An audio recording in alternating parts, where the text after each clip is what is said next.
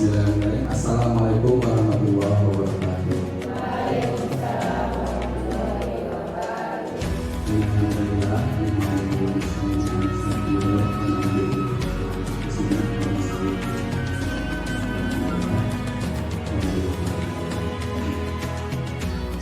yang saya hormati Bapak Kepala Sekolah SD 01 dan yang saya hormati Bapak Ibu Dewan Guru SD 01. Puji bersyukur kepada Allah Subhanahu wa taala, marilah kita panjatkan beribu-ribu kenikmatan, baik itu nikmat iman, nikmat Islam, sehingga kita dapat berkumpul kembali dalam kegiatan acara diseminasi budaya positif. Salawat beserta salam mudah-mudahan selalu tercurahkan kepada junjungan kita Nabi Muhammad Sallallahu Alaihi Wasallam. Baik, di sini saya sebagai pembawa acara yang akan menyusun acaranya satu persatu. Yang pertama pembukaan, yang kedua sambutan dari Bapak Kepala Sekolah SD 01, yang ketiga acara inti, yang terakhir yaitu penutup. Mari kita buka kegiatan acara ini dengan bersama-sama membaca lafaz basmalah. Acara yang selanjutnya yaitu sambutan dari Bapak Kepala Sekolah SD Asmara 01. Namun berhubung Bapak Kepala Sekolah tidak hadir karena ada kegiatan tertentu, maka dilanjut dengan acara ini yaitu diseminasi budaya positif yang akan disampaikan oleh Bapak Yusef Anwar Hidayat SPD. Kepadanya waktu dan tempat dipersilakan. Terima kasih Pak Aru selaku pembawa acara. Bismillahirrahmanirrahim. Assalamualaikum warahmatullahi wabarakatuh. Alhamdulillah nahmaduhu wa nasta'inuhu wa nastaghfiruh wa na'udzu billahi min shururi anfusina wa yahdihillah fala mudilla lahu wa man yudlil fala hadiya lahu. Asyhadu an la ilaha illallah wa asyhadu anna Muhammadan abduhu wa rasuluh. Amma ba'du. Pertama-tama marilah kita panjatkan puja dan puji kepada Allah Subhanahu wa taala yang telah memberikan kepada kita beribu-ribu kenikmatan, sehingga alhamdulillah di siang yang cerah ini kita bisa bersilaturahmi, kita bisa berkumpul dalam rangka memenuhi tugas saya secara pribadi, yaitu tugas CGP Angkatan ke-10. Selawat dan salam semoga terlimpahkan keimanan kita Nabi besar Muhammad Sallallahu Alaihi Wasallam. Yang terhormat Bapak Ibu Dewan Guru yang pada kesempatan ini hadir, yang tidak bisa saya sebutkan satu persatu, namun tidak mengurangi rasa tajim saya kepada Bapak Ibu semuanya. Pada kesempatan ini mohon maaf saya berdiri Pak Uwe, bentar. Pada kesempatan hari ini saya akan memberi atau mentransfer apa yang telah saya terima pada modul kali ini, yaitu diseminasi budaya positif. Ya, jadi budaya positif itu adalah budaya yang harus memang kita terapkan, terutama di lingkungan sekolah. Selanjutnya nih, kita speaking dulu sebentar sebelum kita mulai materi ya. Silakan Bapak Ibu untuk berdiri semua. Kita speaking biar kan. Kita coba ya. Mohon maaf nanti kalau speakingnya sudah biasa Bapak Ibu laksanakan di kelas. Oke ya. Ini hanya tepuk semangat. Tetapi saya ganti sedikit, ya. Bisa ya? Tepuk semangat. Dang dang dang, ding ding ding, dung dung dung. Dang dang dang, ding ding ding, dung dung dung. Se, Aha aha ma, aha aha nga, aha aha semangat. siap ya? Siap ya? Kita coba biar tadi habis kerja bakti, sekarang kita coba untuk mengepreskan lagi ya istilahnya. Betul. Siap, tepuk semangat. Dang dang dang, ding ding ding, dung dung dung. Dang dang dang, ding ding ding, dung dung dung.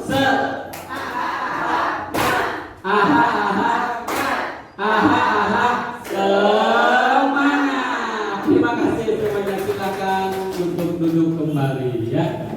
Oke, kita lanjut. Nah, kita coba nanti ya di kelas masing-masing. Oke, di sini saya akan menyampaikan apa yang saya pahami ya, terkait dengan budaya positif ya. Nah, mudah-mudahan ketika nanti Bapak Ibu sudah menerima ataupun mengerti apa itu budaya positif, mudah-mudahan Bapak Ibu bisa menerapkan nanti di kelas masing-masing. Oke, ya. Apa itu budaya positif? Budaya positif merupakan perwujudan dari nilai-nilai atau keyakinan universal yang diterapkan di sekolah. Universal itu umum berlaku untuk semua orang atau seluruh yang ada di lingkungan tersebut. Silakan Bu. Ya, terima kasih. Selanjutnya nih. Oke, ternyata budaya positif itu tidak akan bisa ketika tahapan-tahapan ini, konsep utama yang ada pada menciptakan budaya positif kita tidak lalui ya. Yang pertama, apa itu konsep utama untuk menciptakan budaya positif? Yang pertama adalah perubahan paradigma belajar kita. Yang kedua, disiplin positif.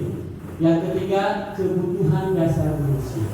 Yang keempat, motivasi, hukuman dan penghargaan serta restitusi. Yang kelima, posisi kontrol seorang guru. Yang keenam, keyakinan kelas atau sekolah. Yang ketiga, segitiga restitusi.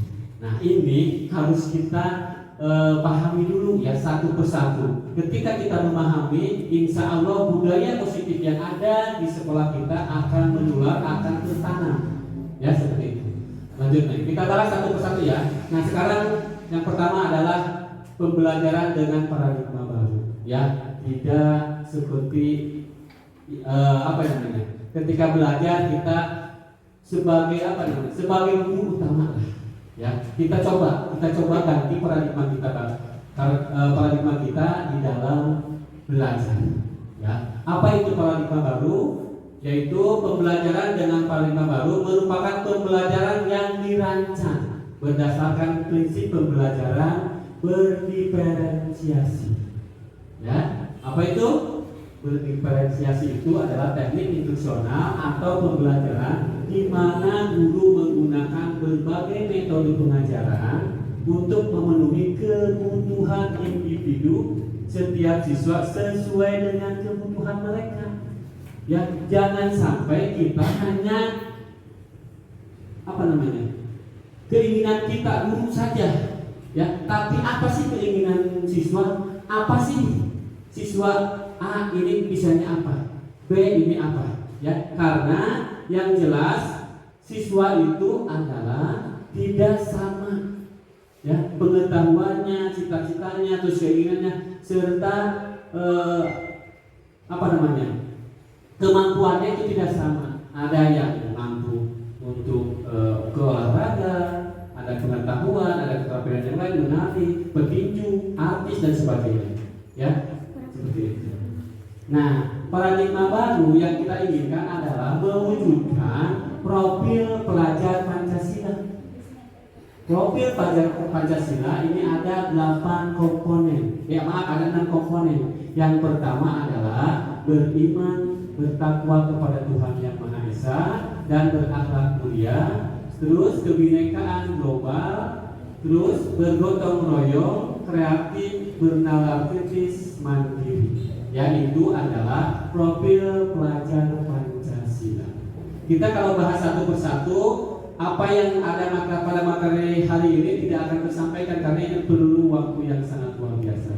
Saya akan menyampaikan 7 komponen utama untuk menciptakan budaya positif. Selanjutnya. Nah, yang kedua adalah disiplin positif, ya. Biasanya Bapak Ibu guru kalau mendengar kata disiplin, apa coba yang terpintas? Yang terpintas di Bapak Ibu, disiplin itu apa? Tepat waktu, apalagi? Hah? Ketat, bisa. Apalagi disiplin? Ya. Seperti itu Bapak Ibu menggambarkan bahwa disiplin itu seperti itu. Tetapi setelah kita pelajari arti kata disiplin itu apa? Belajar ternyata. Berasal dari bahasa Latin disiplin. Nah, yang artinya belajar. Ya, belajar apa? Belajar memenuhi kebutuhan orang, keinginan orang lain. Akhirnya guru disiplin ya, budak supaya disiplin, anak-anak supaya disiplin datang pagi-pagi. Nah, belajar untuk memenuhi keinginan guru anak-anak tersebut. Ya, itu disiplin. Yang selanjutnya, disiplin diri membuat orang menggali potensi menuju sebuah tujuan. Apa yang dia hargai, ya, yang dia inginkan apa tadi? Yang disiplin aku bapak ibu guru disuruh pagi-pagi disiplin tuh datang belajar untuk datang. Ya, karena apa? Nanti setelah kalian anak-anak datang itu, nanti anak-anak tidak akan kena hukuman misalkan. Kalau masih berlaku hukuman. Atau mendapat pujian dari seorang guru. Ya, selanjutnya makna asal dari kata ini berkonotasi dengan disiplin diri dan murid-murid. Ini adalah pendapat Sokrates dan Plato. Ya, jadi makna kata disiplin belajar itu seperti itu. Ya, selanjutnya dalam budaya kita, makna kata disiplin telah berubah menjadi sesuatu yang dilakukan seseorang pada orang lain untuk mendapatkan kepatuhan. Tadi yang saya sampaikan.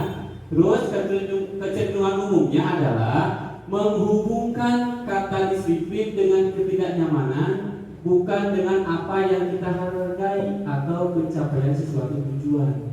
Ya, jadi ketika kata disiplin itu disampaikan oleh guru-guru, besok datang pagi-pagi, ternyata ya maknanya mereka itu bukan datang dari hati nurani, tapi datang karena keinginan orang lain, paksaan orang lain, paksaan kita sebagai guru. Seperti itu. Lanjutnya. Nah, nilai-nilai kebajikan universal ini berhubungan dengan tadi ya kata disiplin. Setiap perilaku atau perbuatan memiliki suatu tujuan. Apapun yang kita lakukan ini memiliki tujuan.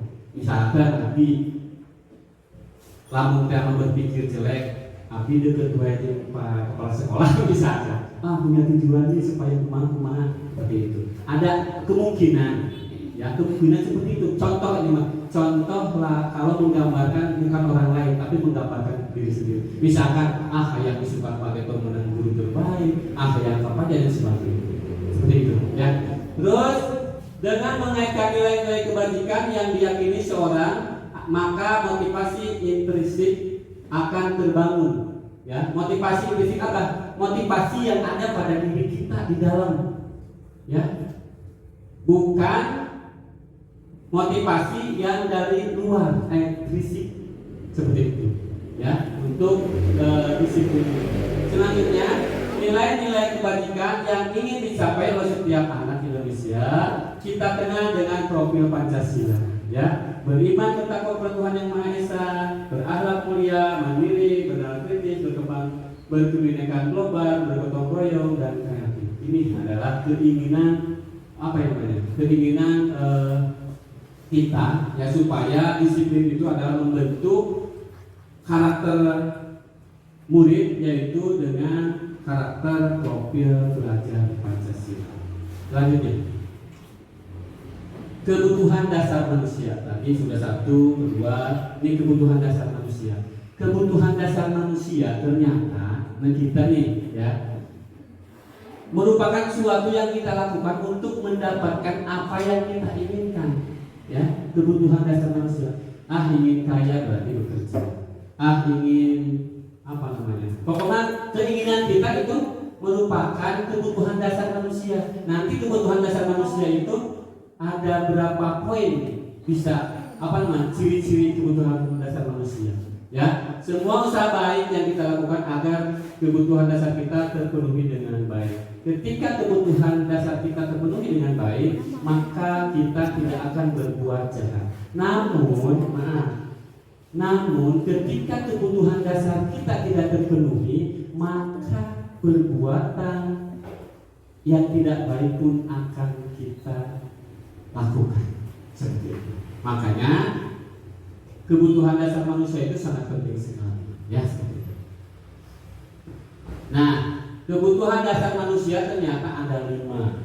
Ya, yang pertama adalah bertahan hidup. Ya, bertahan hidup itu makan, pakaian, tempat tinggal, keamanan dan kesehatan. Itu merupakan kebutuhan dasar manusia yang paling pokok. Yang kedua, kasih sayang dan rasa diterima. Contohnya seperti apa?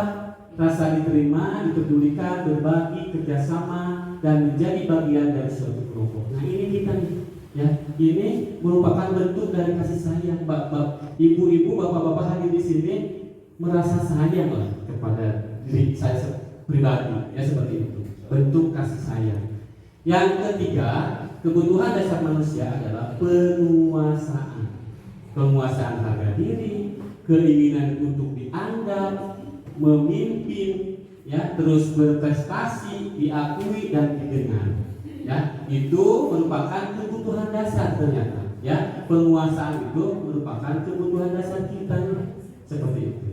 Selanjutnya yang keempat, kebebasan. Kebebasan kita nih, ya, sebagai manusia mandiri, memiliki pilihan, ya, terus mencoba hal baru dan mampu mengendalikan arah dirinya. Ya, itu juga kebutuhan dasar manusia. Yang kelima, kesenangan. Ya, kesenangan itu bisa bermain, humor, antusias, dan tertawa. Itu adalah kesenangan. Ya, merupakan kebutuhan dasar manusia. Bertahan hidup, kasih sayang, penguasaan, kebebasan, dan kesenangan. Seperti itu.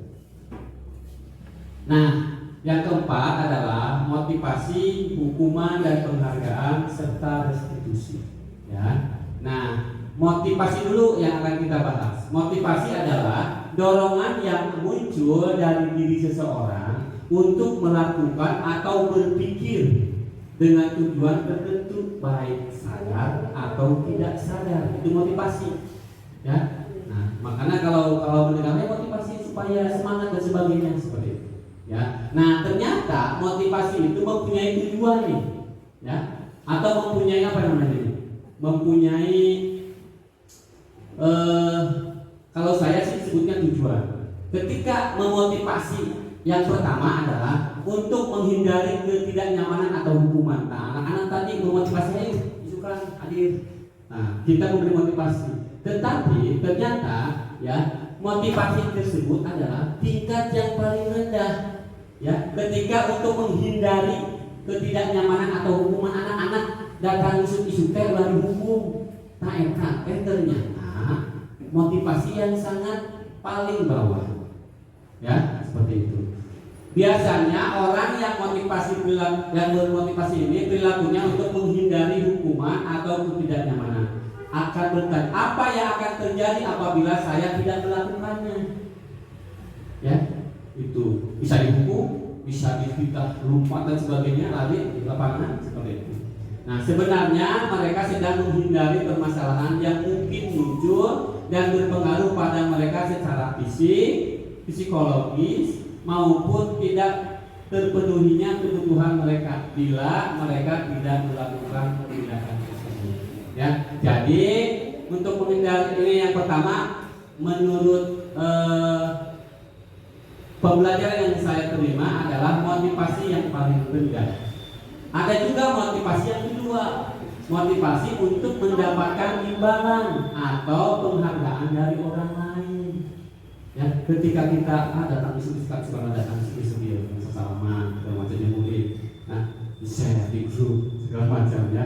Nah, itu motivasi untuk kemungkinan abi ya dalam hati abi supaya merah kepala sekolah supaya oke, bagus dan sebagainya. Tapi itu juga bagus sebetulnya.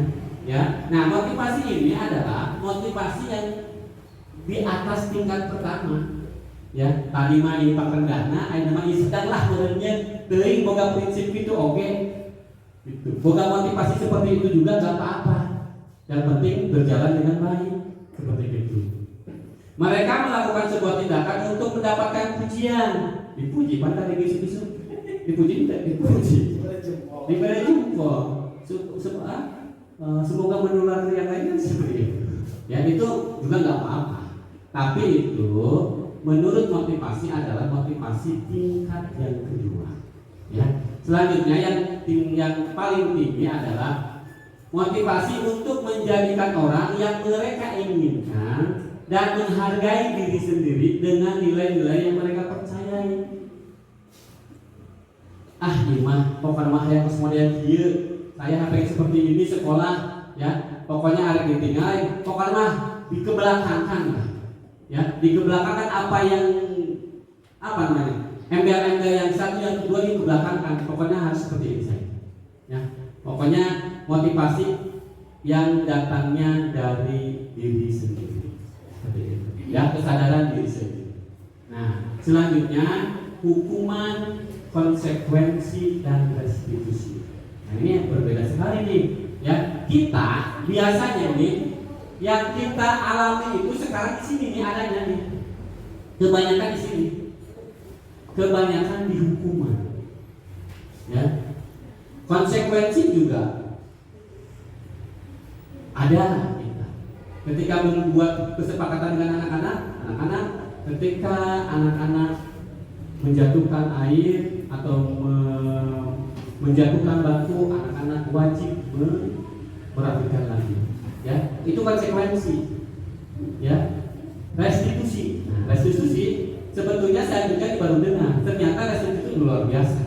Ya, nanti kita pahamilah apa itu restitusi. Nah, sekarang hukuman dulu. Hukuman adalah tindakan yang diambil oleh guru atau pihak sekolah sebagai respon terhadap perilaku siswa yang melanggar aturan atau norma yang telah ditetapkan. Biasanya ini hukuman itu satu arah, guru doang, hanya guru, ya, yang menentukan, ya hanya satu arah hukuman, ya. Terus tujuan utama hukuman adalah untuk menghentikan perilaku yang tidak diinginkan melalui tindakan yang mungkin tidak menyenangkan bagi siswa. Nah, terus bersifat tidak terencana, tiba-tiba bersifat satu arah, bisa merupakan hukuman fisik, psikis atau kata-kata kasar. Ini hukuman. Ini biasanya yang kita lakukan di sekolah. Nah, ternyata yang poin ini tuh nggak boleh kalau zaman sekarang ini. Ternyata yang hukuman ini nggak boleh. Satu arah ini nggak boleh. Bersifat keinginan guru saja ternyata nggak boleh. Ternyata, walaupun memang tujuannya untuk menghentikan lamun kiamat abala, untuk menghentikan disiplin seperti itu. Ya. Nah, yang kedua adalah konsekuensi. Konsekuensi adalah hasil atau akibat dari perilaku siswa yang dapat terjadi tanpa campur tangan guru. Ya. Konsekuensi adalah dalam pendidikan lebih bersifat logis dan terkait langsung dengan tindakan siswa, bersifat berencana, sudah disepakati bentuk-bentuk konsekuensi, ya, dibuat oleh pihak guru. Nah, ini biasanya dua arah, tetapi ini ditentukannya kebanyakan oleh guru juga, ya, tidak ditanya dengan keinginan siswa. Ya, konsekuensi masih lamun terdapat konsekuensinya. Lamun isukan di sidang, ambil dalam dia bicara di kantor, ketika besok disidang oleh orang sekda atau BKPSDM, ya, itu konsekuensinya kembali ke diri sendiri. Akhirnya bersifat ASN P3K. Udah dikasih tahu sama semuanya lah, sama kos-kos.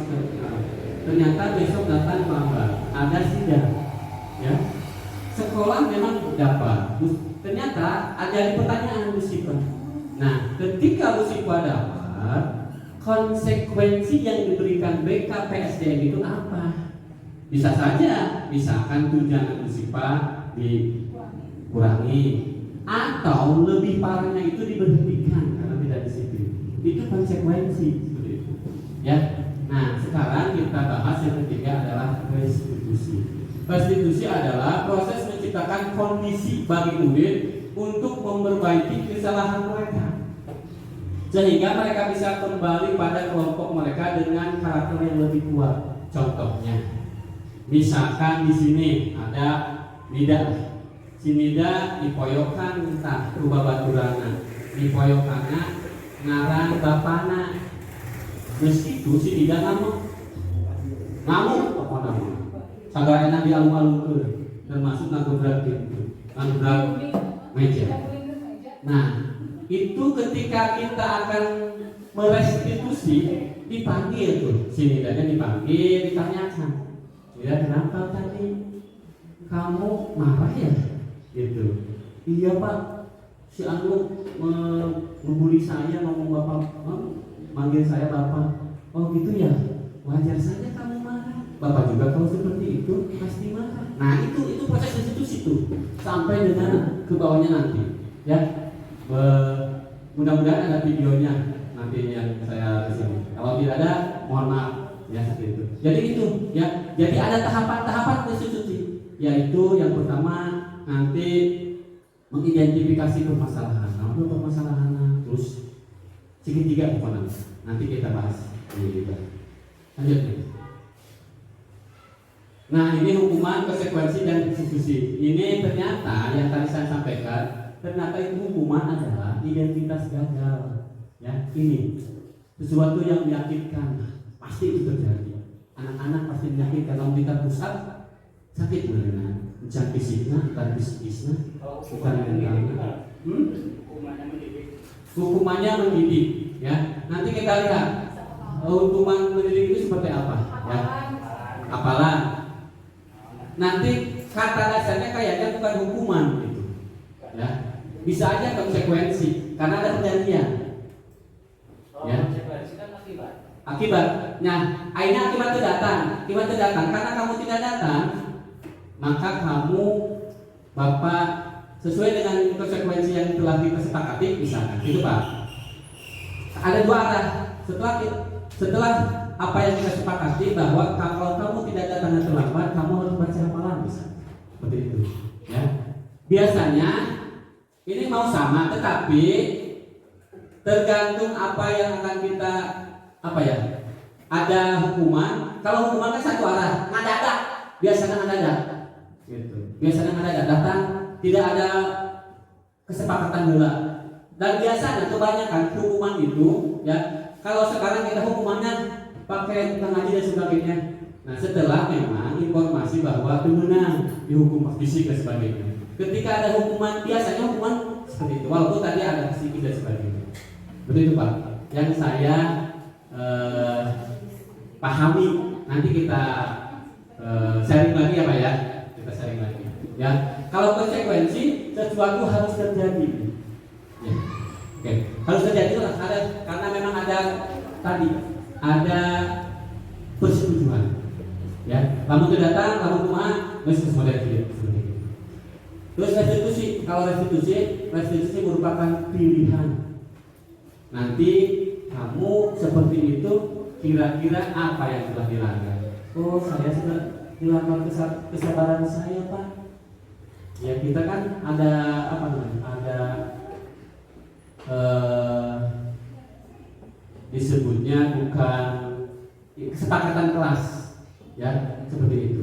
Oh di situ kesepakatan kelas kita, saya sudah melanggar kesepakatan kelas kita, ya makanya awal tahun kita harus ada kesepakatan kelas tuh dengan siswa, melakukan hubungan seperti itu.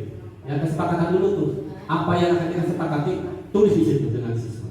Ya nanti kamu kok seperti itu, apa kan kamu telah langgar? Kamu seperti tadi marah-marah, oh iya saya kurang sabar Pak. Terus bagaimana selanjutnya? Ya saya akan berubah. Insya Allah saya akan lebih sabar seperti itu, ya.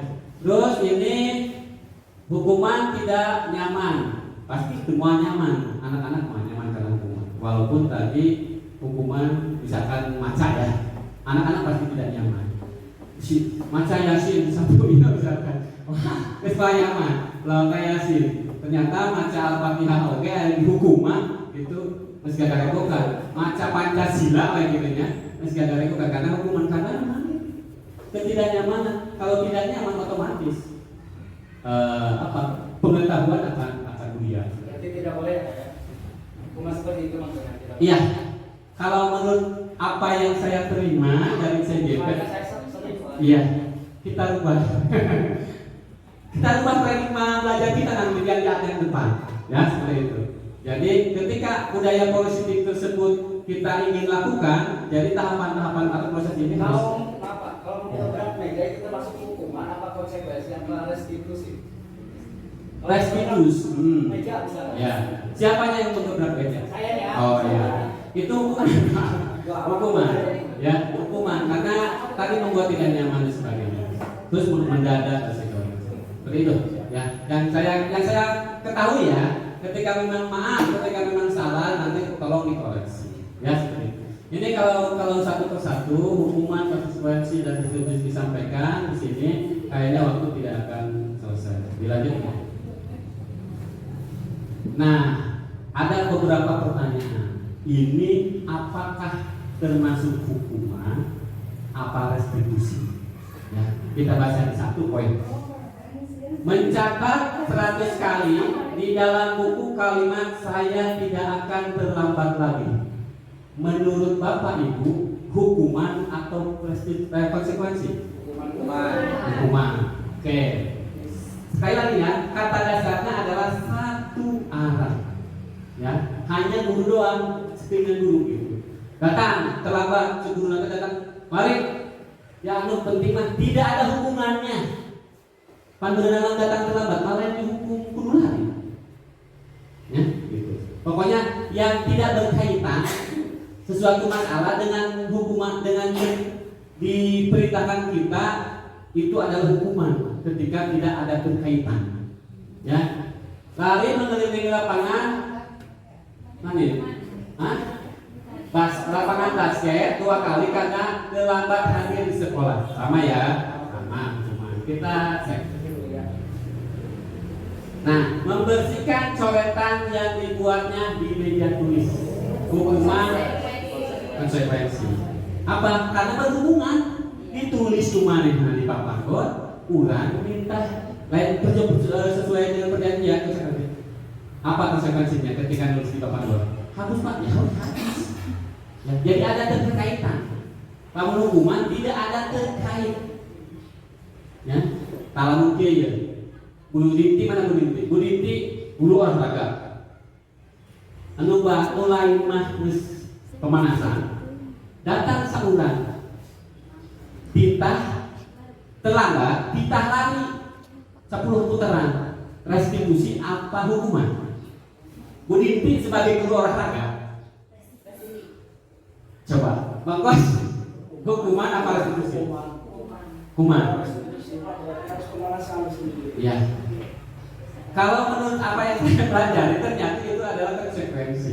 Karena apa? Karena mata pelajaran PJOK olahraga ada keterkaitan. Waktu malas pemanasan, ya, pemanasan, siswa tersebut datang, kita lari sama dengan pemanasan itu adalah konsekuensi. Walaupun sepintas memang sama dengan hukuman, persis mau sama dengan hukuman. Karena ada hubungan itu.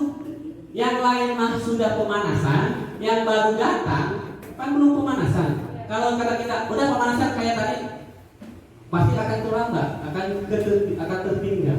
Maka disuruh putar. Itu adalah konsekuensi yang telah saya pelajari. Ya. Terus murid diminta untuk push up 15 kali karena tidak menggunakan masker di sekolah. Menggantikan kertas tugas teman yang telah dicoret-coret. Konsekuensi. Ya, tugas terbaturan yang dicopot dicoret-coret. Konsekuensinya adalah kita gantian. Gitu. Berjemur di lapangan basket pukul 12 siang karena mengobrol dengan teman. Ini hukuman. Terus selanjutnya berdiri di depan kelas sambil mengangkat kaki apa nih? Karena karena tidak akan menjawab pertanyaan hukum mana. Nah, membersihkan tumpahan air di meja tulis. Ya, seperti itu. Keren ternyata. Tepuk tangan dulu buat kita semua. Ya. Oke, lanjut.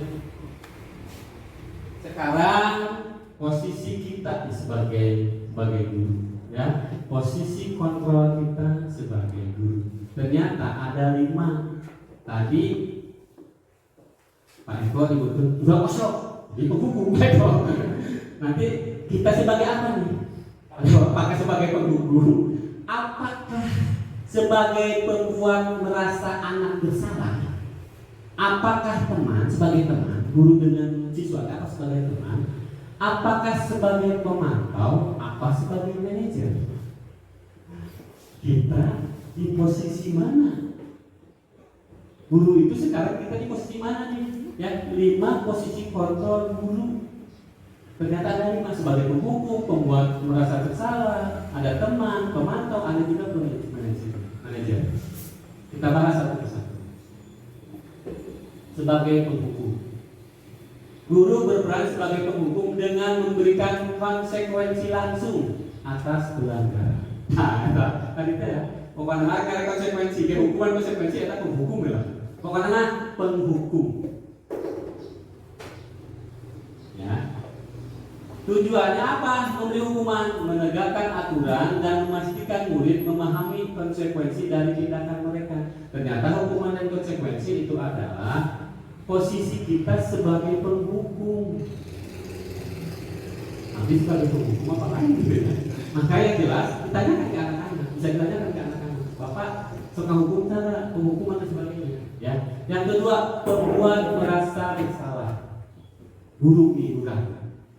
Guru membantu murid merenung dan merasa bertanggung jawab atas kesalahan mereka. Makanya tadi guru gitu, ya? Gara-gara mana kosmonya gitu, jadi gitu tak? Jadi anak itu merasa bersalah atas perbuatannya. Pak Teddy, kosmonya dia apa lagi? Apa guru? Ya, apa pembuat merasa bersalah anak ketika anak dengan kita kumaha bilangnya kalau nggak seperti itu kamu nggak bakal dimarahin sama kepala sekolah. Itu adalah pembuat merasa bersalah anak-anak. Ya, tujuannya membangun kesadaran dan tanggung jawab. Sebetulnya tujuannya sama, bagus semuanya. Ya, sebagai teman, guru berperan sebagai teman yang mendengarkan dan memahami keluh kesah anak. Jadi saya pernah mengerti kan? Luar biasa baik. Makanya tujuannya adalah membangun hubungan yang positif dan mendukung. Tujuannya luar biasa. Ternyata setelah saya pelajari, kita itu harus diagendakan komunikasi dengan anak. Misalkan anak datang Gis, besok hari Senin, pokoknya setiap hari Senin kita ngobrol dengan semua siswa tanpa terkecuali, tapi satu persatu. Pertama obrolannya ditanyakan dulu orang tuanya seperti apa, bagaimana di rumah, gitu ya, dengan orang tuanya, hubungannya dengan orang tua seperti apa. Nah itu merupakan guru sebagai teman. Ketika memang setelah saya pelajari, ketika saya ngobrol sini dan si Agi, si Rianti, luar biasa. Mereka ada yang sakit, ada yang batinnya tertekan dan sebagainya. Saya sudah coba soalnya, ya, saya sudah coba. Ternyata mereka diajak komunikasi oleh kita dari hati ke hati, ya, dari ke depan, ke istirahat, komunikasi. Ya, ternyata setelah saya alami luar biasa. Dalaman mereka itu ada yang memang sampai karena disuruh terus dan sebagainya, sampai ditanya kerjanya apa, sampai ngurutan dan sebagainya, ngurutan orang tua dan sebagainya, seperti itu, luar biasa. Ya, yang keempat adalah pemantau. Guru memantau perilaku murid secara cermat. Jadi, yang ketika anak ada di kelas kita pantau seperti apa. Ya, ini tujuannya membantu mengidentifikasi perubahan dan memberikan umpan balik yang sesuai. Ini dari awal harusnya kita pantau, ya, pantau yang A sampai yang Z, siswa kita pantau perilaku mereka seperti apa. Ya, ketika ada tidak sesuai, tidak biasanya kita tanya, ada seperti apa? Ya, apa yang terjadi? Atau sebagai manajer, guru sebagai manajer. Ya, nah, guru sebagai manajer adalah guru berperan sebagai manajer yang membimbing murid dalam mengatasi masalah dan menyelesaikan tugas. Ini, ya, tujuannya memperkuat pendekatan pemulihan dan pembelajaran. Ternyata kita diinginkan seperti ini. Di sini posisi kita yang diinginkan oleh profil pelajar Pancasila dari mulai sini sampai dengan sini, terutama dengan manajer. Sebagai manajer, masih manajer membimbing ketika memang salah, ya, memberikan pengetahuan ketika memang tidak tahu dan sebagainya. Ya, seperti itu. Lanjut nih. Ini nanti ada dampaknya. Penghukum, kita langsung ke dampaknya saja ya. Anak menjadi pendendam. Dendam, kamu kurang dicairkan dihukum. Anak ini akan mendendam kepada kita. Tahu rumah ngomong, asal anak pendendam, dendam lagi. Terus tidak menyukai buku atau mata pelajaran tertentu, bahwa dipaksa dihukum kurang. Guru lagi kalah, guru lagi suka hukum. Ketika pelajaran matematika, terus matematika guru lagi dah itu. Iya, dampak dari penghukum itu ada ini. Ya. Terus dampak membuat masalah, merasa bersalah, membuat siswa merasa bersalah, rendah diri dan menarik diri. Jadi siswa rendah diri, ya, karena kurang. Kamu tidak seperti itu, harusnya. Oke, mau dicairkan tuh mulai. Kebanyakan guru seperti ini kan. Yang mana? Yang membuat. Iya, membuat sini. Iya. Ketika memang kita sudah mengetahui dampaknya sebagainya, kita rubah paradigma pembelajaran kita. Oke ya, kita awali di tahun ajaran saja yang sudah nggak apa-apa. Terus dan dampaknya apa? Teman murid bergantung pada satu orang, ya, bergantung kepada kita ternyata, ya, bergantung kepada kita. Terus membuat siswa tidak mandiri. Nah, ternyata teman baik dong, gula. Tetapi ketika mencari permasalahan bisa menjadi teman, ya. Tetapi ketika permasalahan itu ada, maka jadilah Bapak Ibu sebagai manajer. Untuk mengetahui permasalahan dulu, kita sebagai teman dulu dikoreksi dulu, dikorek dulu informasi yang didapat. Seperti itu. Nah, ini dampaknya, ya. Ini ternyata sebagai teman juga Pak Eko, ya. Ternyata ada dampak. Kadang-kadang ngadu ke orang, kadang-kadang ngadu ke orang. Gitu. Ini yang saya dapat, yang saya pelajari, ya, yang saya dapat informasi ini. Seperti itu. Lanjut. Sebagai pemantau, ini juga dampaknya menghitung hadiah atau hukuman yang diberikan tanpa melihat nilai kebaikannya. Ternyata kurang merek hadiah. Ternyata itu berdampak pendek, positif tapi pendek. Apa ya? Ini ya. Jadi tidak panjang. Makanya mereka menginginkan apa? Mereka menginginkan hadiah ketika berbuat baik kan. Nah ini pemantau ini, ya, ketika kita jadi pemantau, nah ini dipantau oleh kita, oh ternyata bagus baik, kamu bagus terus nih, dan sebulan ini tidak ada permasalahan. Nah, disebut bagus, oke, tapi ujian teh adalah hadiah. Kemudian mungkin guru-guru, nah bolehlah. Bapak saya jelaskan, guru-guru kan berbuat baik dan bagus segala macamnya akan diberi reward. Ternyata memang reward ternyata kurang baik. Jadi dampaknya pendek untuk sambilana untuk henteu kumaha atas dasar pribadi sendiri, Bu. Itu Bu. Tapi tidak apa-apa kita coba. Cuma mungkin nanti kalau ada gitu ya, kalau ada seperti itu. Ternyata dampaknya adalah yang sebagai manajer tadi saya sampaikan kita harus ada di posisi ini manajer sebagai guru sebagai manajer. Nanti kita kalau tidak paham karena ini sekilas ya, nanti kita buka lagi materi ya. Dampaknya murid mandiri, terus pede ya, memecahkan masalah sendiri itu pede, percaya diri ya. Ini adalah sebagai manajer. Jadi kalau bisa kita posisi kontrol kita adalah sebagai manajer.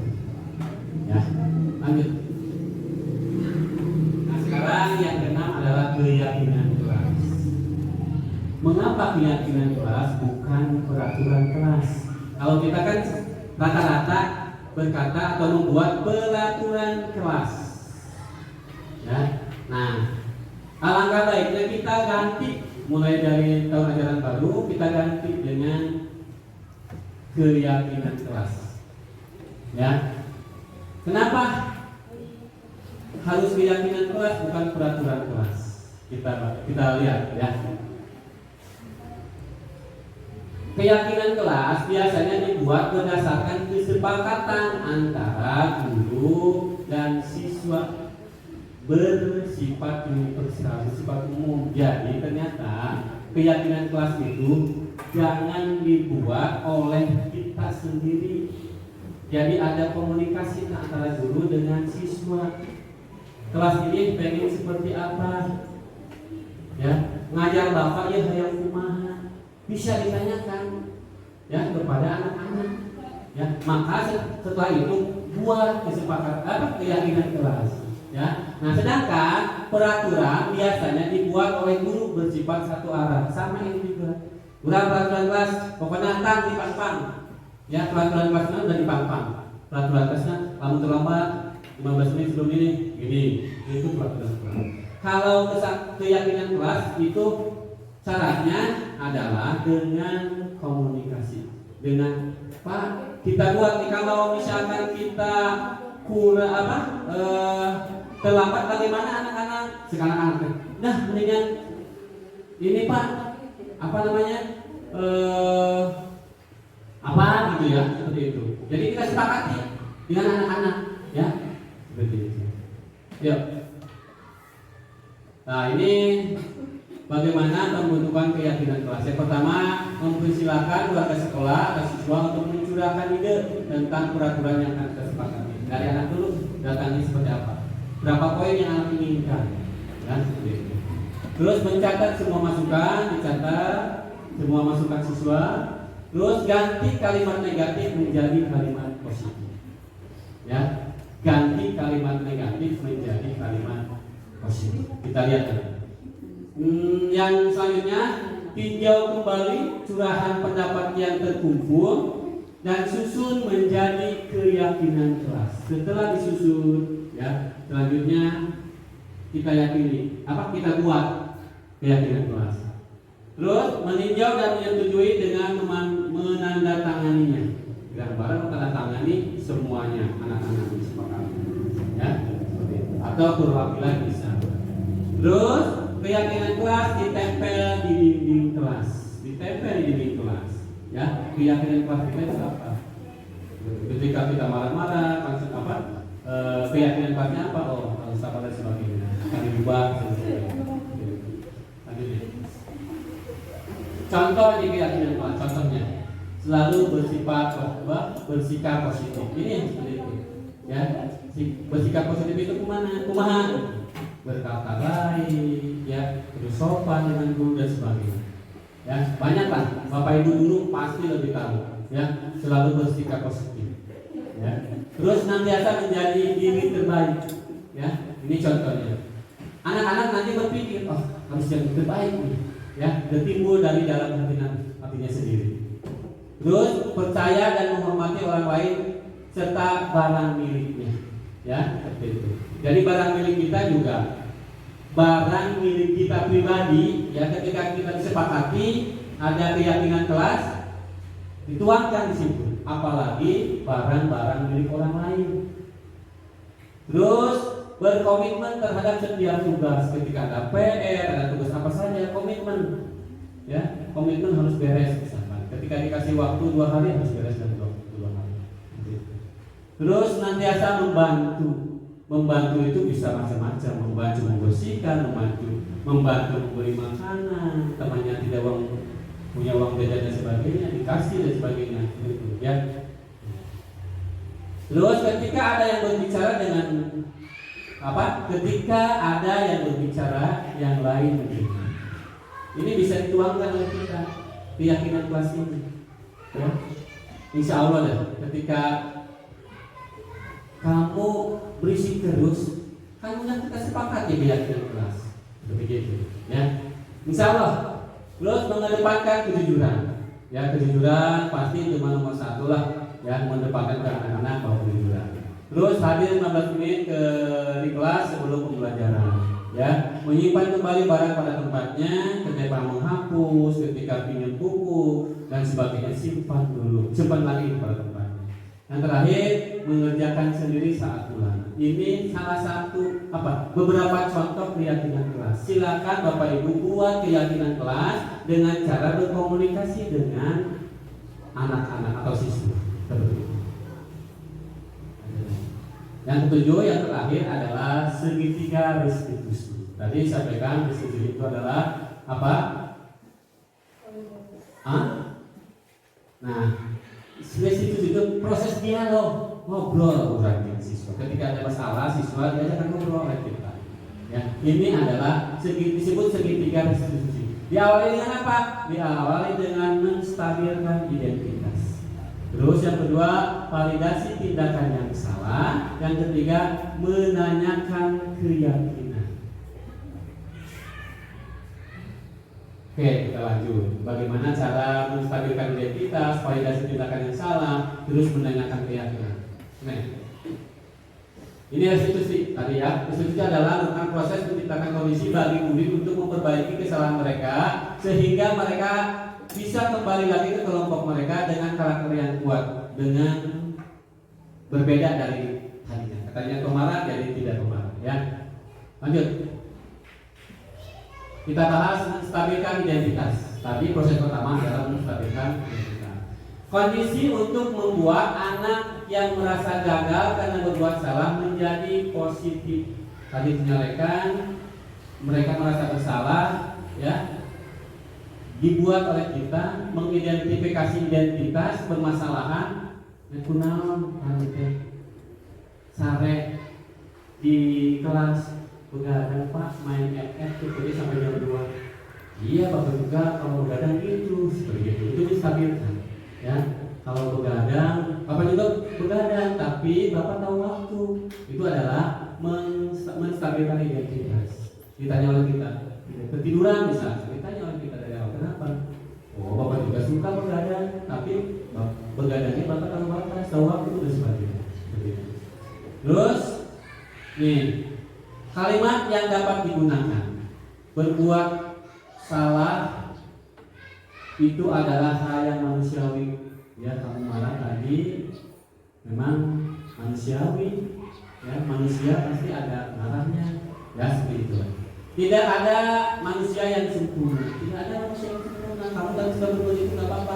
Tapi kamu untung tidak berbuat lebih atau memukul, menampar dan sebagainya. Ya, gitu.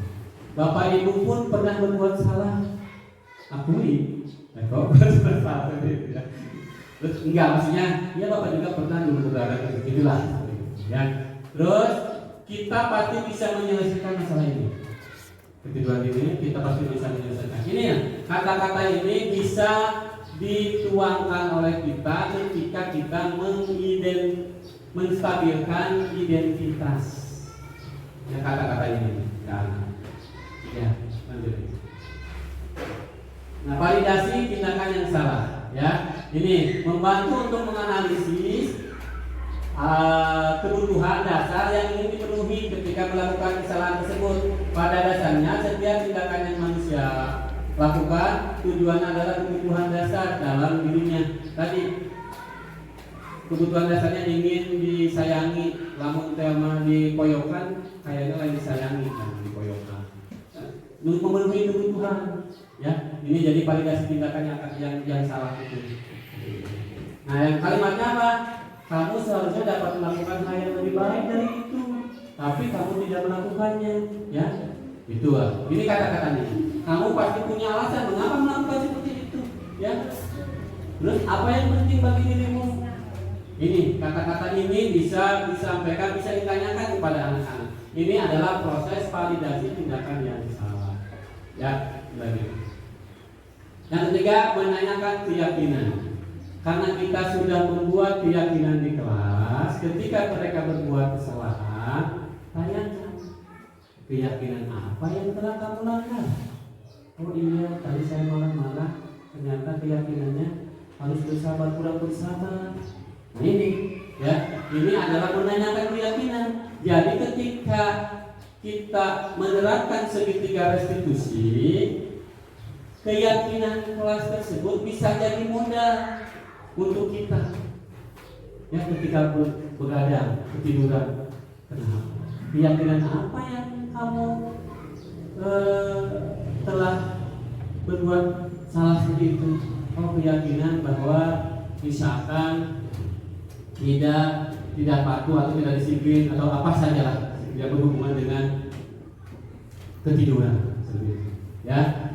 Ini adalah kata-kata nih. Nilai apa yang kita sepakati, kelas yang paling ideal itu seperti apa dan sebagainya. Ini kata-katanya, ya, bisa ditanyakan kepada anak-anak ketika anak-anak berbuat kesalahan. Lanjut. Ciri-ciri restitusi, ya. Ciri-cirinya pertama adalah bukan untuk menebus kesalahan, namun untuk belajar dari kesalahan. Ya, tadi karena salah tersebut, misalkan ketiduran, kamu ketiduran, dihukum bapak. Ya jangan, ya. Jadi tidak untuk menebus kesalahan, tapi untuk belajar dari kesalahan, seperti itu. Terus memperbaiki hubungan, ya, ketika si A berantem dengan si B, si A tidak apa, si A misalkan dengan orang tuanya di rumah misalkan tidak nurut dan sebagainya. Ini memperbaiki hubungan dengan orang tua, dengan guru, dengan teman-temannya. Tawaran bukan paksaan. Tawarkan ke anak-anak. Kalau dipaksa, ulah mau kan, ulah satu arah. Tapi tawarkan. Ketika kamu berbuat seperti ini, apa nih konsekuensinya? Apa keyakinan kelas yang akan kita sepakati? Terus restitusi menuntut untuk melihat ke dalam diri, ya. Jadi tadi lihat ke dalam diri mereka. Oh, ternyata seperti itu, Bapak juga seperti itu dulu, tapi Bapak seperti itulah, ya. Terus restitusi fokus pada karakter bukan tindakan. Karakter anak yang ditujunya, bukan tindakan. Terus restitusi fokus pada solusi, ya, menyelesaikan masalah, solusi. Yang selanjutnya, restitusi mengembalikan murid yang berbuat salah pada namanya tidak tercatat pada keadaan yang awal atau mungkin lebih kuat lagi, seperti itu, ya. Lanjut. Nah, kita lihat video segitiga restitusi. Bagaimana sih contohnya? Ya.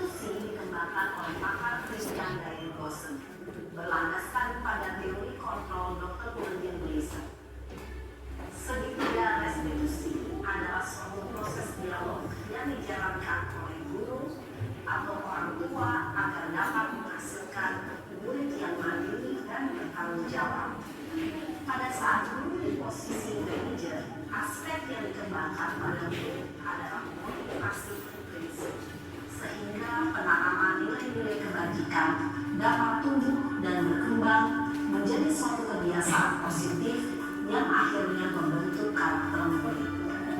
Proses dialog ini terdiri dari 3 langkah yang digambarkan pada ketiga sisi pada segitiga restitusi. Sisi pertama adalah menstabilkan identitas. Sisi yang kedua adalah validasi tindakan yang salah. Dan sisi yang ketiga adalah menanyakan keyakinan.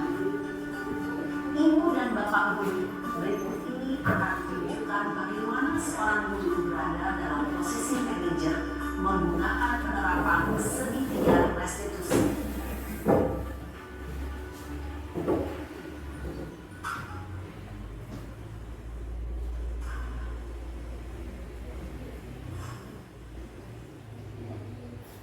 Siang Sarah, sudah lama nggak ketemu Sarah. Kenapa hari ini ada di sini? Kesel pak, kesel banget. Masa aku dikatain tukang fitnah pak? Ya aku marah lah. Aku balik ngatain Eka di depan kelas. Kesel banget. Oh begitu. Ya pasti kamu marah dan kesal. Bapak juga akan marah apabila ada yang menuduh Bapak seperti itu. Kemudian pada saat itu kamu mau melakukan apa? Ya saya langsung ngatain Eka lah pak. Kesel banget. Saya bentak-bentak dia di depan teman-teman lain. Oh begitu. Pasti kamu melakukan seperti itu karena suatu alasan tertentu kan? Iya lah, saya diam saja pak. Ya saya bela diri lah. Masa saya dituduh tukang fitnah? Ya pastilah. Mempertahankan harga diri itu sesuatu yang penting buat kamu. Untung kamu tidak bertindak lebih gegabah lagi, hanya membentak-bentak. Iya pak. Untung saya masih bersabar dan hanya membentak saja. Sudah gemes padahal saya pasti bela diri lah. Ya pasti ya. Tapi kamu memilih untuk tetap bertahan dan bersabar. Kamu memilih untuk tidak berbuat lebih parah lagi kan? Iya. Nah, sekarang coba kita lihat lagi tindakan kamu yang bentak-bentak Eka di kelas. Tindakan kamu itu kira-kira sesuai dengan keyakinan kelas atau prinsip kamu tidak? Enggak lah pak. Capek pak jadi marah. Jadi keyakinan atau prinsip mana yang kurang sesuai dengan keinginan kamu?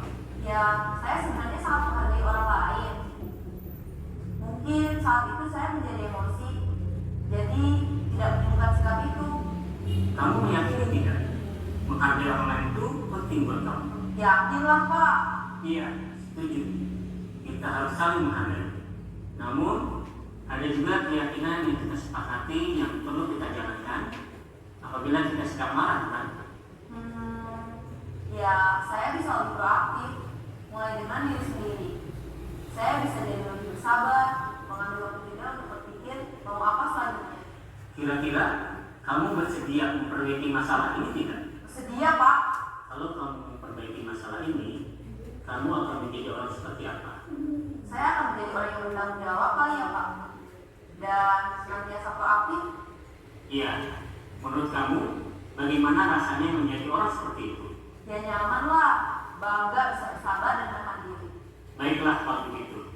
Yuk kita pikirkan bagaimana memperbaiki masalah ini.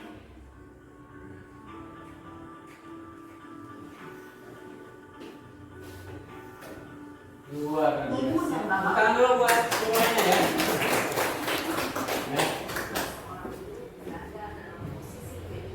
Ya seperti itu ya. Contoh, salah satu contoh tentang proses segitiga restitusi ya. Ketika Bapak Ibu nanti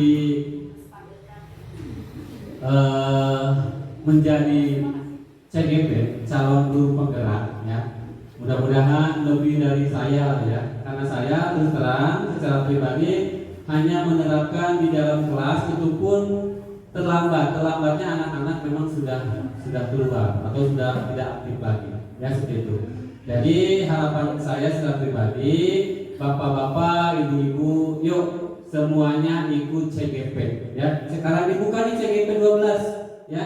Sekarang dibuka, silakan daftarkan diri bapak ibu. Caranya Cuma informasi yang sudah didapat itu sudah dibuka ya. Ternyata luar biasa. Besok lusa saya akan koka karya lagi ke Sukaraja ya hari Sabtu, makanya saya ingin ya Bapak Ibu semuanya bergabung dengan kami sebagai CGP. Terima kasih untuk kegiatan hari ini ya. Besar harapan saya Bapak Ibu walaupun sepintas tadi saya sampaikan dapat dimengerti. Ya, harapannya dapat mengerti dan termotivasi untuk belajar, untuk mendalami ya bagaimana tadi konsep utama menciptakan budaya positif. Yang 7 poin itu kita lakukan seperti itu. Mungkin itu saja untuk hari ini untuk kegiatan tugas CGP saya ya. Sekali lagi saya ucapkan terima kasih. Saya akhiri. Wassalamualaikum